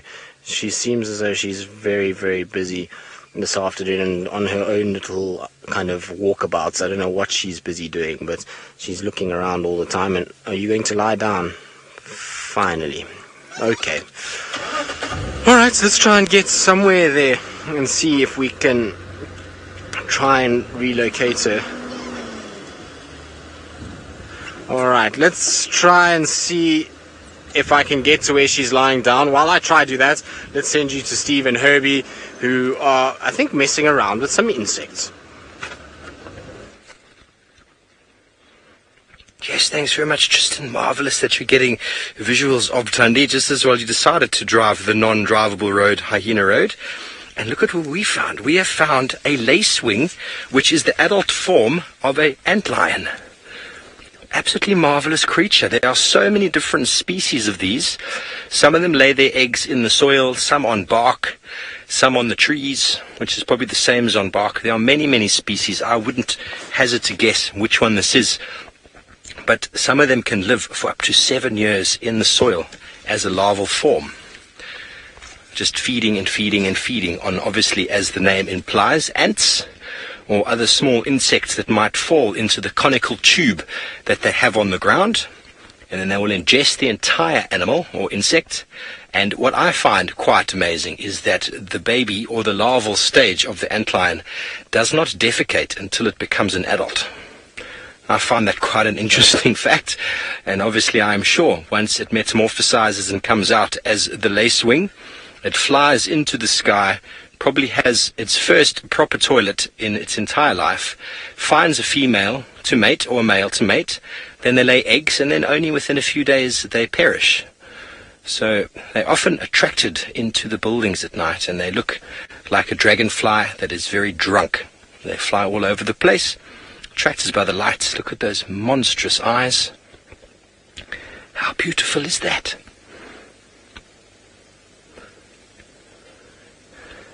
Very pretty. I think it's enjoying the afternoon sun. Ravinda does look like hair on its body. You guys have got a much closer look than I do with the camera. There's a bit of fuzz to keep it warm. I think they are regarded as being more nocturnal than diurnal. So, just to keep it warm, I suppose. But completely different from its larval stage. And what's interesting is that you would call these guys the hemimetabolic bee. So what that means, hemimetabolic, is that it doesn't pupate. It goes through larval stages and then becomes an adult without a pupa. But what it means exactly when I say hemimetabolic bee is it goes through an incomplete life cycle, and the larvae lives in a completely different space and time to the adult. As you can imagine, the larvae lives in the soil or in bark where it does most of its feeding, and it comes out above the ground to do its mating and laying of eggs. So very similar to dragonflies that live in water and then will come out, and the adults will fly around living in a very different space and time, and thus eliminating the competition between the youngsters and the adults. Marvellous. Thanks, Ferg. Hope you're getting your screenshots. Any entomologists out there would like to identify this beautiful lacewing for me, I would really appreciate that.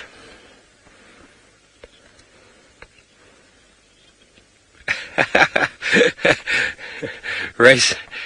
Sitting bull looks like a leopard grasshopper, you say? Oh, it's amazingly camouflaged. How Herbie spotted it as he wandered past is beyond me, but let's leave it to its hanging on and continue on our tracking and walking into the setting sun. Thanks for that, Ferg. I think we got some nice shots there.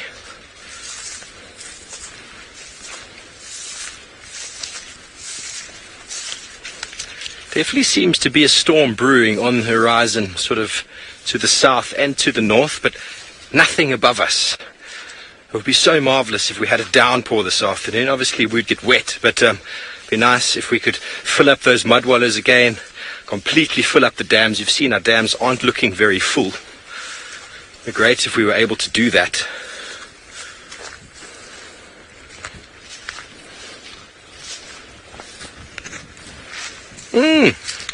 Bethany, I'd love to show you the little five. That being the larvae. I'll see if I can find you a conical trap. But that is the larvae of the antlion. So the antlion is number one. A rhino beetle, which looks like a dung beetle, has got a horn on his nose. I'd love to show you one of them as well. The buffalo weaver, watch out, Ferg, is backing into the bush. The buffalo weaver, which is a bird, I'm sure one of the other guys might be able to see one. They form very nice messy nests on the top of trees. They're a black bird, with a red beak and white wing on the bar, white barring on the wing, sorry. And then you get the elephant shrew or sengi, which I haven't seen here. And then what am I? Oh, the leopard tortoise. Bethany, have you seen a leopard tortoise? We were seeing many of them a few weeks ago. And obviously when the rain comes, we might see some more. But without rain, the leopard tortoises just disappear and hide away from us. So that is a little 5. I would love to show them all to you, but it's difficult to accomplish on a walk. It might be possible one day, but we'll see how we go.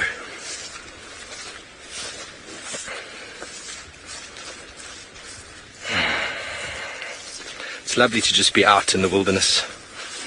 There's a very different feeling to being on the back of a vehicle or driving a vehicle.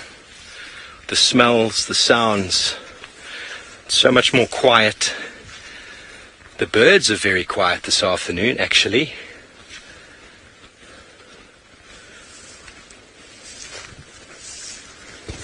Sorry, Bex, I didn't get the full question.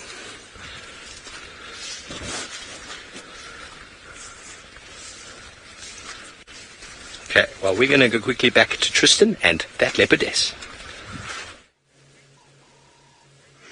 Well, finally we've got Thandi she sat down and then she decided to walk again, but at least she's out in a bit more open area and we can actually get to see her quite nicely, which is nice. She's interested in something. She's kind of staring south. Now, often in this area we have a lot of nyala that you see, and oh, bless you, Craig. Are you all right there?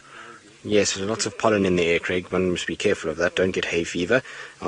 But anyway, she seems to be watching something and kind of moving around. And I was saying there's lots of nyala, lots of duiker, steenbok in this particular area, and it's a good place for her to hunt. The grass is incredibly long, and so if she can get into that grass and she can watch what's going on, then she can stalk through. And you can see, look, as she goes down the sort of stump, you see how the grass is pretty much the same height as her, so she'll just disappear very, very quickly as she walks along. But it's interesting, she kind of ambles along a little bit, then she stops and listens, walks along a little bit, stops and listens.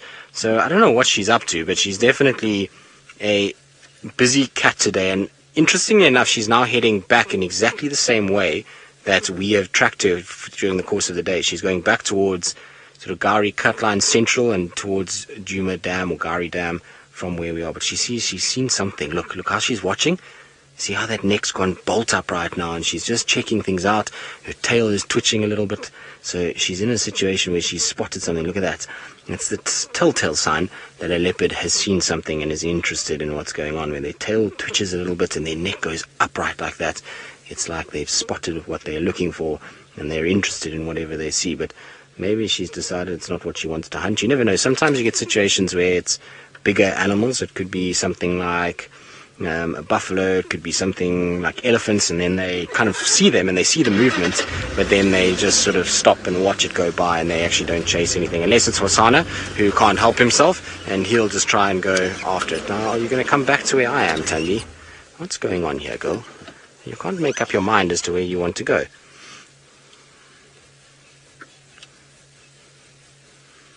Just going underneath the branch. I was hoping she was going to go lie on top of that branch and just sit there ever so nicely for us, but it seems as though that's not going to happen. It seems as though she's still going to carry on going away from us. I'm hoping she finds a spot just to lie down and that we can try and kind of spend a bit of time with her and just get to check her sort of face and her body as much as possible, just to make sure it definitely wasn't her. But so far, no sign of or indication of her fighting with anybody at this stage. Right, onward we go through the thickets. Now this particular section has got some dense areas, and hopefully if she decides to go further west, she's going to go on the game path that goes further west, because that one I know quite well, and that one we'll be able to cross fairly easily. It shouldn't be too much of a problem. It's where the Nkuhumas often walk around, and in fact we're very close to where the Nkuhumas once had a buffalo kill with the Birmingham boys. And Eleanor, if you're watching, you will know that spot very, very well, because Eleanor, who spends a lot of time watching Safari Live, had a little incident with the Nkuhumas, and I can sympathize with you, Eleanor, because I've also fallen out of a vehicle before, and so I don't know if I've ever told this story, but she unfortunately slipped off the vehicle next to the Nkuhumas, luckily on the opposite side of the Pride, and was fine. Nothing happened. The Pride was so busy with their buffalo kill, they didn't actually even pay any attention. Anyway, let's keep going. Let's see how we kind of keep up with her. Hopefully there'll be no falling out of vehicles today. Craig almost fell just now. Craig had a situation where we hit that massive stump, and we had a kind of situation where he went forward, but luckily didn't fall or anything like that, and didn't have any issues. So we're going to keep kind of trying to follow her and hopefully not disappear off the side of the car again. Super, yes, I suppose dropping into not so much sinkholes, but aardvark burrows and sort of warthog holes. Those are what I worry about more than anything else. But the nice thing is you do that, you kind of just lurch forward and then you're driving.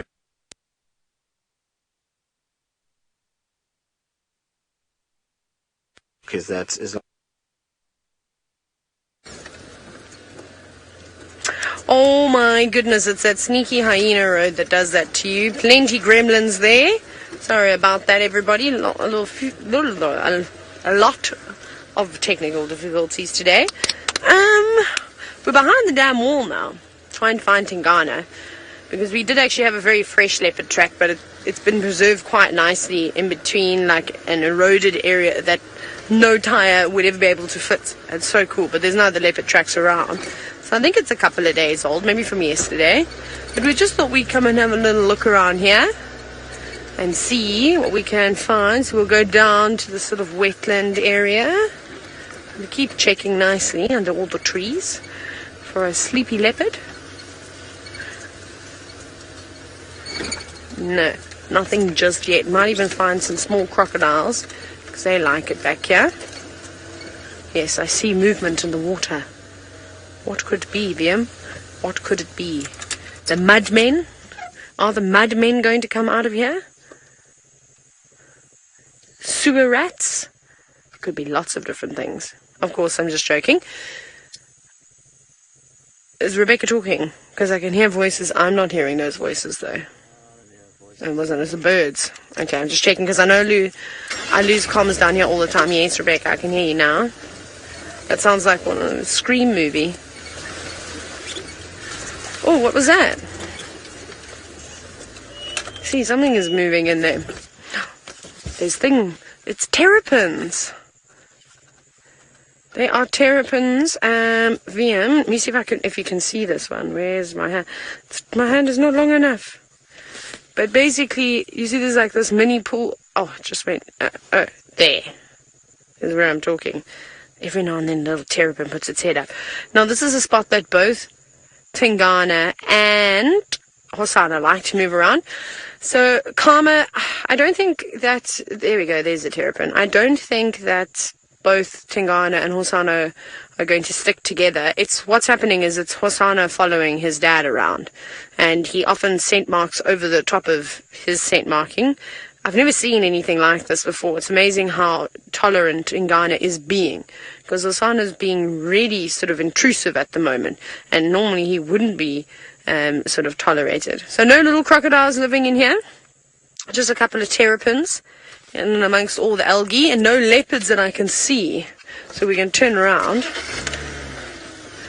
We'll do that. A little bit of maneuvering. I didn't maneuver enough. I'm going to learn a lesson now. Just go into the trees a bit. They won't mind it so much.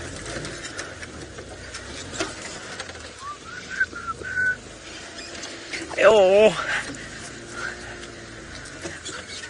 Can I do a 2-point turn, but I'm not going to drive into that marsh because I didn't know how deep it is. So we'll do a 3-point turn. Ta-da! Just like that magic. Okay, back over we go. Meow. We're going to go to the dam now and see what's there. I saw a big flock of white-faced whistling ducks. That looked quite promising. There's obviously going to be hippos. Maybe an African fish eagle. I did see one, but it could have flown away by now. We're also just looking from a distance. There was some inyala. Nope, where am I going, Liam? The top, I'm just checking up here. I just did this on purpose. Totally took the wrong pathway. Oh my goodness. Okay, well, we're just checking up here because I have seen Hosanna up here before. So off you go. Back to Steve, who I believe was answering a question, but then Thandi interrupted him.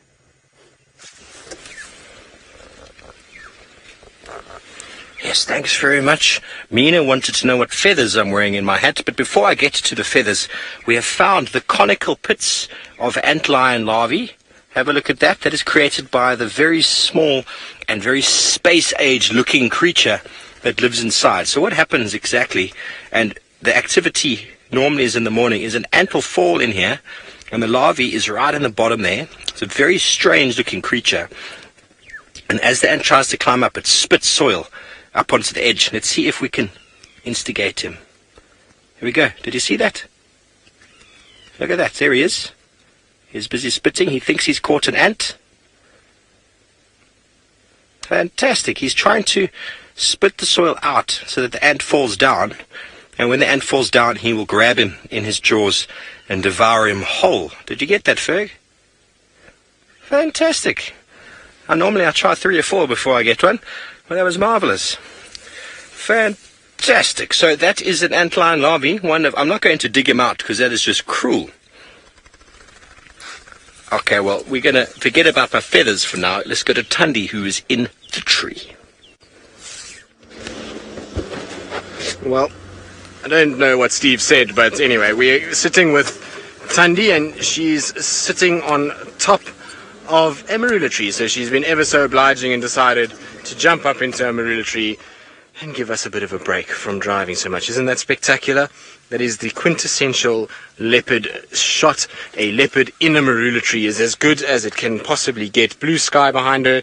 At the moment the sun's not out, so we're not seeing too much of the sort of nice orange glow, but as soon as that sun drops below the clouds, we should get this beautiful color on her, and then that nice blue and kind of cloudy sky as a backdrop should be absolutely wonderful. So really nice to see her, and nice of her to be so obliging and go up into a tree. I thought that we were going to be in for another long afternoon trying to follow her, but she's decided this is where she's going to just take a bit of a break and rest. So wonderful for us, and wonderful for everybody else that wants to try and come into this area. Now I just need to let somebody know, because I told them that I'd let them know if she does go stationary. So let me just call yours quickly. Yours. So she's having a little look our direction. Yeah, she's just gone into a marula tree, so just come from Hyena Road, find our tracks, and then head west. And she's static in the tree now. So is that not as good as it gets? And now you can see there is not a single scratch on her at all. She was definitely not involved in that fight by the sounds of things. So it must have been Shadow? Surely. I mean, I don't think Rex would have gotten Shadow or Thandi wrong. It can't have been anybody else, surely not. Well, I suppose there could have been. These days you can't tell. There's so many different leopards moving around, but it definitely wasn't Thandi. Her body and her kind of condition there is not a single scratch anywhere on her face, and that would be impossible. If you look at Shadulu, she had scratches all on her nose, around her muzzle, and even in her sort of mouth area, and so she obviously bit and scratched and hurt the other leopard, and that must have meant a situation where she unfortunately got hold of that other leopard. So I don't know at all. Jenny, you say she's very relaxed. She is about as relaxed as you could possibly imagine. She's as chilled and calm and in zen-like state for Thandi, because Thandi often has a little snarl on her and a little sort of spiciness to her demeanor, and today she's being an absolute lady. She's not doing anything. She's been very chilled. In fact, the last 2 times I've seen her, she hasn't so much as even batted an eyelid at us, which is quite nice. So she's been nice and calm, which is good news, and I wonder what's going on with her and whether or not this little cub is still here. The fact that she's kind of moved back into that area, and tomorrow will be a definite indication. If she goes and we track her tracks straight back to that same section again, then we know that little one is still alive, because she won't go to the same spot unless she has a situation where she's got a cub there. It's not even about food. She's ranging far too far to have a carcass in that area, and you can see she's not exactly massively full. So if she goes back to that same spot tomorrow morning, then we know that the little one is probably still alive in that section, and she's just doing territorial patrols as well as a little bit of hunting throughout the day. But there comes that beautiful golden light that I was talking about. It's slowly but surely starting to come out again, and it should be absolutely spectacular when she looks in our way. Good. Well, hopefully she's going to spend a bit of time up this tree. Hopefully we'll continue to be blessed with these beautiful views of her. While we do that, let's send you across to Taylor, who's got, I believe, 2 crocodiles bobbing about. We have got 2 crocodiles in the water. We do indeed. I'm pretty sure it's the 2 biggest crocs that live in the dam. Vloris. Don't know what's wrong with me today. What is Vloris? I now created a spoonerism of Vladimir and Boris. So if they were to get married, like, you know, Brangelina, obviously, and all the other celebrities, that's what they would be. I'm sorry that I said that. Vloris. Anyways, look, they're not impressed with me giggling now. I'm sorry. Very, very sorry, crocodiles. You see, at least I find myself entertaining, so I don't mind being on my own. They were just resting here, and we don't know if they're going to start mating again or what the story is, really. They haven't really shown any interest in one another. They've sort of been sitting quite sort of still and doing that, going underneath the water when we can't see what's actually going on. We've tried to also have a look for the little ones, but haven't had any luck just yet. So we'll keep on searching. Oh, a little sandpiper that's come right next to the car. Beautiful. Also a nice golden light. Good bird. Keep walking in that direction. Now, you know what I've never really seen is we don't often see birds catching dragonflies. And along the edge of the water, you would typically, and the reason why I said that is because I actually saw a dragonfly. It was just basking in the sun. And I wonder if something like a sandpiper, a 3-banded plover, would be quick enough to be able to get a dragonfly. We typically will see the rollers and things catching them. I've seen them eating them a few times. I think this one is looking for sort of smaller prey, little insects. And we're getting to the time of the evening now where there are going to be an abundance of midges. So that's probably why it's coming towards the edge of the water. Well, it looks like it's actually sifting through some dung. Maybe some termites as well. Pecking through what looks to be old elephant dung. Very old elephant dung. Okay, should we get a bit of view of the hippos? I like all birds, they're really cool, except turtle doves. I expressed to you the other day where I wanted to put them in the least pretty bird list. Andrew, my favorite bird is the secretary bird. I love the secretary birds. And now, was it yesterday morning? It was definitely yesterday morning, I think we were here. I'm going to show you why. There's an African darter that there's been much debate about. It's sitting, you're not going to get a great view of it, I'm afraid, because there's a big log in the way, but it'll be okay. And I got a message saying, can we please keep an eye out on the African darter? Because we saw it on the edge of a bank with its wings open after it had gone for a swim, and it looked like it was molting. And some of you are wondering if it was going to go through a complete molt, and then it's not really going to be able to fly. So it's clearly not the case here, because it would have been impossible for that darter to climb up that tree without using its wings. Even if it just used them to balance, I don't think it would have been able to have done that. I think it would have had to have flown up there. So I think it's okay, but we'll keep watching it. And then, of course, a pod of hippos below. Oh, VM, look to the left. Oh, that's very pretty. It's a mom and her little baby. That's tiny. Only a few months old. Oh, she just plopped on down. Look at the wake she created just by dropping a short distance. Hello, little one. Yes. Oh, what's happened to your side? Got a big chunk missing out of it. I don't know. Who tried to bite you? It does look like it's been beaten up a bit. Perhaps it's been bullied by some of the bulls. Yes, smile. That is cute. and switch those ears. Oh, that's so scary. That is so scary. And of course, that's what that means in hippo language. Normally, when they play about, obviously a youngster's just got a bit of a spring in its step, like this one does, and wants to play. But when an adult hippo does that to you, it's not a very good sign. It looks like it's smiling. Okay, come out now. Go to the edge of the bank. They do this all the time where they will jump out, not jump out of the water. Well, they jump back into the water sometimes, doing a big old belly flop. Yes. Let's see if you're going to go to the edge. No, we're going to copy Mom and also plop down now. But you're going to roll. Let's see your little feet. Rolling in a bit of mud, which hippos also do. Hippos will wallow in mud if they have to. And obviously, that's just quite nice on that shallow bank. That is precious. Now the other side. Let's see those little feet. Yes, kick, kick. They look like dinosaur feet. We did see some very sweet little hippo tracks in the sand today as well. We'll have to try show you one morning when they're nice and fresh, of comparison between an adult footprint and, little footprints that would belong to a hippo of the size. Right, it seems as though feathers are on the mind of a lot of the guides today, and I think Steve has another for you. Thank you very much, Taylor. Your molting data to my feathers in my hat. Mina, you wanted to know what feathers we have. Now, essentially, I'm not going to move because Fergus asked me to stay. I can move now.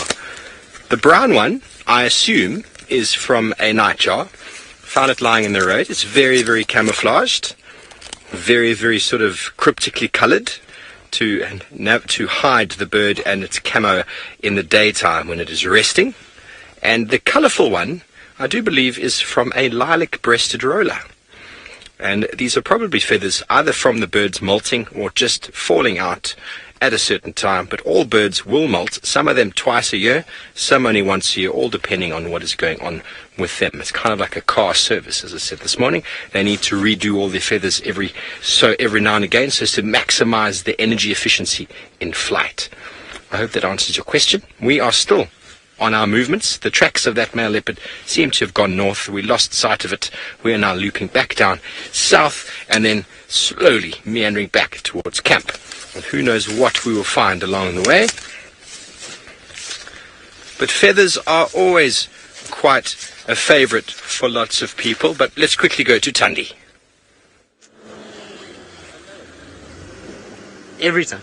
So we were just chatting to one of the guys with us in the sighting. We were talking about her coming down the tree. So she's just dropped down and is kind of just looking around at the moment. So I'm just trying to position myself. I was hoping we would be able to get into a point where we would have that kind of backdrop and we would have been able to see her coming down. But she went down the bottom side. But look how she's sniffing, and that phlegm and grimace is still going. So exactly what we were seeing from her the other day is that she's very intrigued by a lot of smells that are around at the moment. Now, this particular section, I was saying that Djuma's been seen on here, Hukamuri's been seen in this area.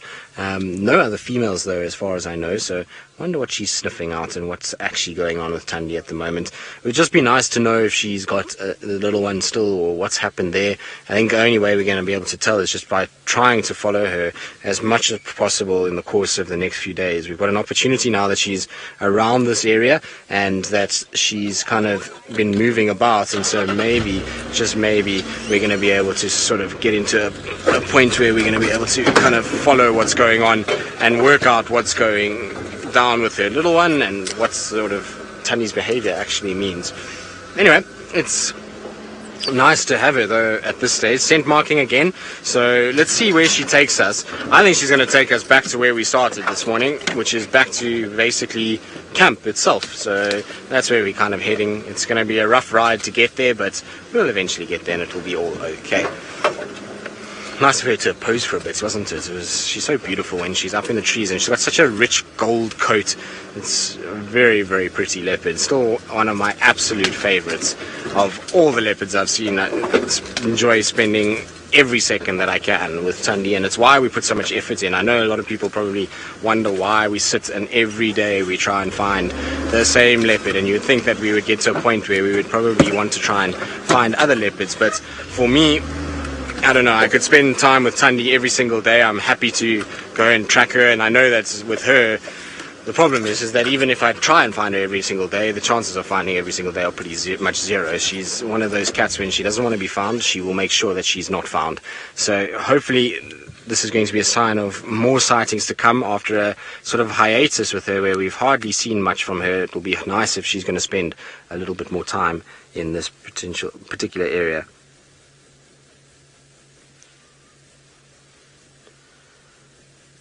But she's definitely a lot more on Djuma than she was 2 weeks ago. I mean, we weren't finding a single track of her, and now we're seeing tracks of her pretty much daily at the moment, which is interesting. So I wonder if he's just responding. I'm baffled as to who the other leopard in the fight was. I was just speaking to Jors about it because Jors is in the sighting with me, and he said he was at the fighting sighting, and he said to me that he didn't get any photos of the other leopard that was with Shidulu, but he said he got a very short video that he's battling to try and kind of convert so that it's small enough to post.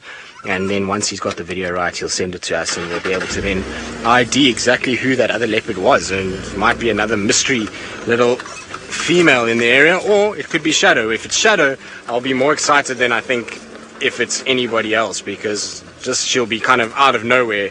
She would have appeared again in this area, which is going to be amazing. Right, let's see now. She's still moving away from us with purpose, so it'll be a while to get around to where she is. See, she's gone up onto a bit of a mound now, so I just need to get past this fallen over tree.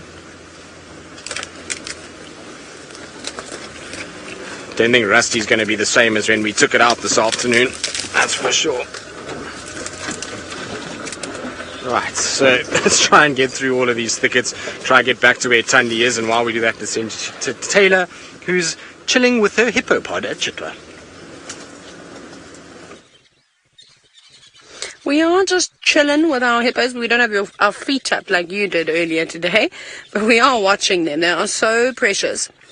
I'm hoping that if I'm patient enough, I will get to see the little ones come out onto the islands and play. Oh, looks like an angry hippo now. And they do sort of argue with one another quite a bit within a pod. The little ones tend to keep to themselves and will play off to the side with perhaps, one female watching them. But sometimes when the girls get too close to one another, they get a little bit upset and mouth one another, and those teeth are very sharp. Now, Sean, I'm not exactly sure when their teeth stop growing. Perhaps they don't. Maybe especially those canines, they get really, really long. I don't know if there's a particular point where they stop growing, or maybe like tusks that just keep going. And their molars and things, when they're a couple of years old, perhaps it's close to when they become sexually mature. So a female hippo normally becomes sexually mature by around 10. So maybe it's a few years shy of that, and a male is slightly less. I may have got that confused now. I may have swapped that around. No, it is about that. It's about 8, 9, 10, somewhere around there. And the boys become sexually mature sort of around that age, but that doesn't mean that they're going to be able to mate straight away. Remember, there'll be bigger bulls within the area, and they'll have to fight for dominance in order to eventually get a spot to mate. But of course, there's always one youngster that's lucky and sneaks his way in. But I'm unsure about when their teeth stop growing. I'll have to have a look about that. So we know that it's the males that typically mark territory. So Lady Starfire, I would say around, well, I suppose the age of the hippo becomes sexually mature again. So somewhere between 8 years old and onwards, you might find hippo bulls starting to defecate and typically defecating outside of the water, swishing their tail. I reckon you'd start seeing that from around that age. Very chatty. All very, very talkative. And lots of little ones. And always around this time, you know that they start to get active. That's why it's my favorite time to come to the dam, is sort of just as the sun is disappearing. And look at them, very excited to leave the water and go out on a bit of a stroll later on. That must be so exciting. They've been told that they have to stay in the dam all day long, and then finally at night they get to go on this amazing adventure down darkness, down pathways with tall grass. It must be awesome. I'm sure they get a bit scared though too, these little hippos, when they're outside of the water. I'd imagine they're quite nervy, and Mom would be on her toes too, making sure that nobody tries to steal her little one. And at this time of the year, I don't think it's necessary for those females to go too far if they have got young calves at their sides, because there's lots of vegetation around, lots of greenery. Because if something goes wrong, I mean, ideally she's going to want to run straight towards the water and go back in where she knows she's the safest. But if she's too far away, that can be a little bit of a problem and a little bit hard to do. But I'd love to catch Mom and a tiny calf outside the water. We're still waiting to do that. One day. Now you can hear the chatter, the So Senak, those birds are the ones that are sitting in this knobthorn tree, and they are the red-billed buffalo weavers.